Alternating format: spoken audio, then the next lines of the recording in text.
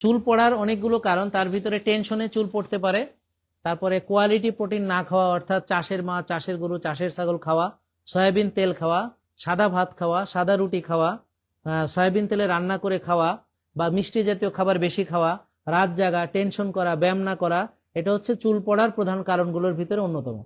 তাহলে চুল ভালো রাখার জন্য ভালো ঘি, তেল, তারপর হচ্ছে প্রোটিন অর্থাৎ মাছ, মাংস, ডিম হচ্ছে ন্যাচারাল যেগুলো পাওয়া যায়, তার সঙ্গে আপনি ভালো মানের আপনার তেল, অর্থাৎ আমাদের হেয়ার সিরাম আছে, তেলটা, হেয়ার সিরামটা দাও, নারকেলের তেল আপনি মাথায় লাগাতে পারেন, এবং এটা আপনি রোদ্রে যাবেন, এবং এটা হলো হেয়ার সিরাম, চুল পড়া বন্ধ করার জন্য, নতুন চুল গজানোর জন্য। এটা আমাদের অর্গানিক হেয়ার সিরাম আছে, এই হেয়ার সিরামটা ব্যবহার করতে পারেন। অবশ্যই শ্বাসের ব্যায়াম করতে হবে, 8 ঘন্টা ঘুমাতে হবে, এক্সারসাইজ করতে হবে, তাতে করে হয়তো চুল পড়াটা ধীরে ধীরে কমবে, অর্থাৎ যেই খারাপ চুলগুলো সেটা তো পড়েই যাবে, কিন্তু ভালো ভালো চুল গজাবে।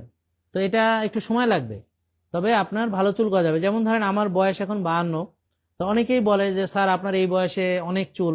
তো হ্যাঁ, কারণ হচ্ছে মাশাল্লাহ, আপনারা অবশ্য সাথে মাশাল্লাহ বলবেন, নাহলে আবার নজর লেগে দেখা গেল চুল একটাও নাই।